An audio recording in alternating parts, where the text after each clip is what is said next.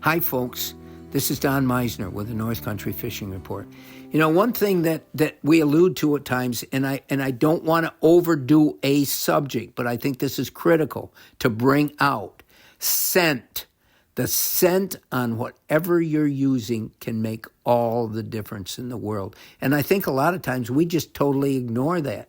We hear stories of how a bear can smell bird feed a mile away and will come if it smells that bird feed. That's the attractant. Scent can be an attraction of everything. I had recently done a spot to tell you about my buddy Rocky and the fishing in the Salmon River. And one of the things that he told me is he said these salmon can smell, and we're talking now parts per million variances in the water that leads them on this journey forward.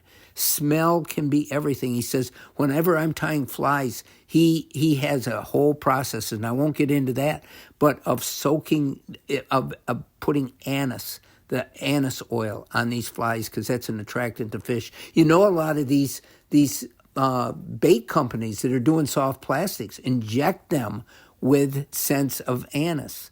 And this is just an example, but I think it is so critical. I've talked to you recently about the scent that Berkley puts on their baits, and they claim that's their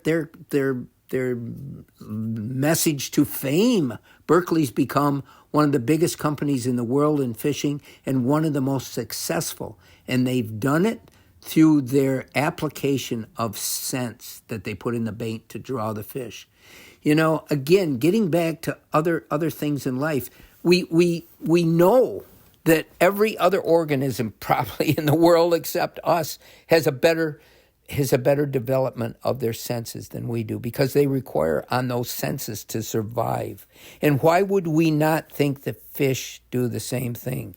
Getting back to Berkley and the tube jigs that I've been using, those ones that Berkley puts out right now, I think, and I say I think because sometimes we can fool ourselves. We can want to believe something, or we can use something more because we have, or we want to have confidence in it. But I think that those tubes that Berkley is making are more effective, at least they have been for me, than any other tubes I've used. And I have to attribute to the scent that the fish are smelling. You know, Berkley gulp lures have become a phenomena through the years because of scent. So I think it's important we think of this both in a negative and positive way. We obviously want the lure that we put in the water to smell like something the fish are going to be attracted to, not repelled by. But think of it. I'm sure they don't want to drink gasoline. So if you've been handling your motor or you have gasoline on your hands, that's going to be passed on to your lures. Or other things that we have, even soaps. Maybe the soap doesn't smell good to the fish. It's the same way with people that get into their deer stand.